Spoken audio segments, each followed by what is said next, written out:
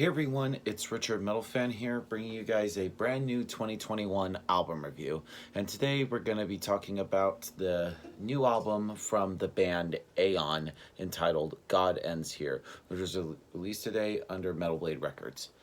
Now, for those of you who aren't familiar with Aeon, they're a death metal band from Sweden. They formed in 1999, and I fucking love Aeon. I feel like everybody that knows me, I love death metal, but I feel like the Swedish death metal scene is really great with, of course, Aeon, Bloodbath, Dismember, Hypocrisy, a lot of bands to count.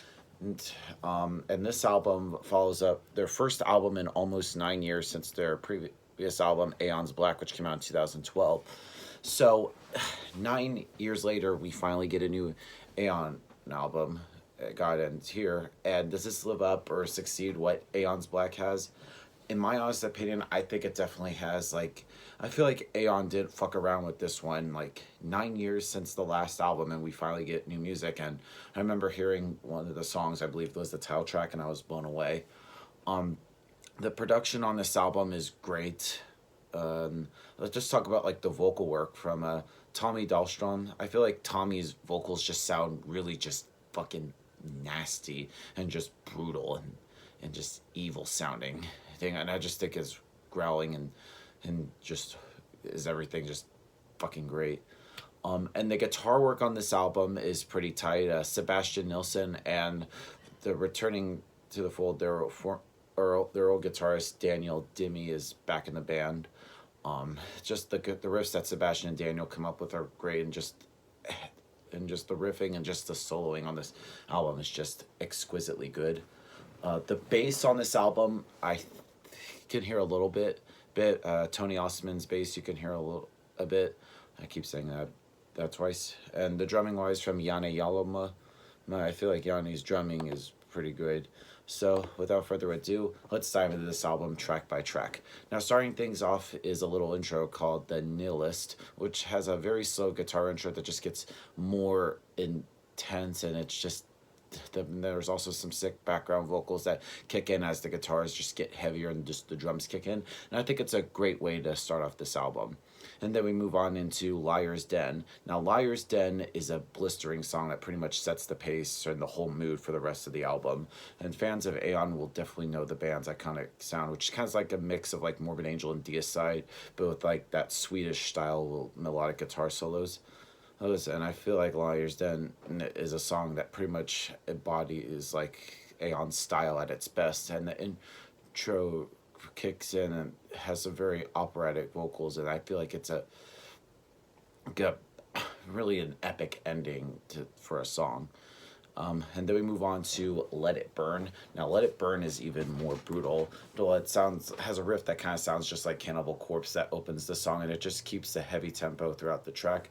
Hard-hitting drumming and Tommy's vocals just complete the track here. While the song has very few progressions, the song is still fierce, and the song does get a little bit weaker and awkward at the end, but it's an awesome track still.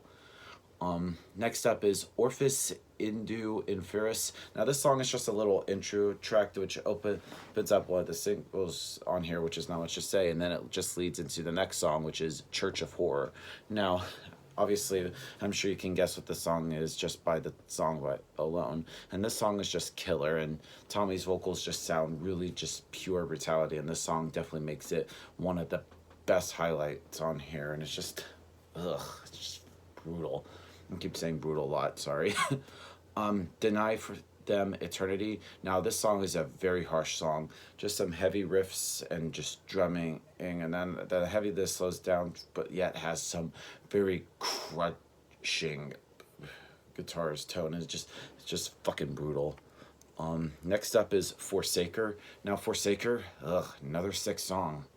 And then we get to Into the Void. Now, this song, kind of similar to Orpheus, it's another little interlude, which leads right into the next song, which is the title track of the album, God Ends Us Here.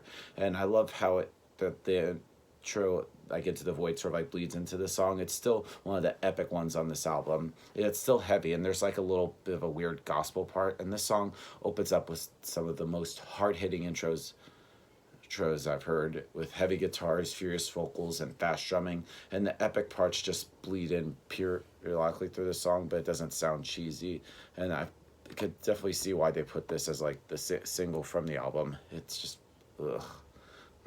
just nasty sounding. Next up is Severed. Severed is brutal, and just one kill and Mephistopheles. I probably butchered that, but those three songs are just really just go hand in hand with each other. Let the Torturing Begin is another good song. It's one of the most energizing songs on the album. While it's not fast, the riffs are very lively, and there is less of the darkness that we see in the last few songs. And I could definitely see this as a headbanging song, and it is an interesting song to see them live if they ever come back to the States. And the solo is just nothing of amazing. And I think the solos on this album are some of the best, in my opinion, of all of Aeon's discography. Next up is Despise the Cross. Just like obviously from the title alone, it's just another anti-Christian song. It's just really sick. Then we get to Overture Magnum Rene, which is a pretty good little interlude song, which leads into the final song on the album called Queen of Lies. And this song it's right in with some catchy riffs, and it just gets heavier with some quick drumming, and Tommy's vocals sound just something just very hellish, and it pretty much follows the same formula for like the 6 minutes of the song. It's a very good song, and it's a good way to end the album. Now overall, God Ends Here by Aeon is a really great album. First album in 9 years, and they definitely didn't fuck around. So rather than give this album a score, I'm going to give God Ends Here by Aeon a 9 out of 10. So yeah, that's my review of the album, guys. Let me know in the comments what you guys think about the album, and I'll see you all in the next video. And as always, keep it metal.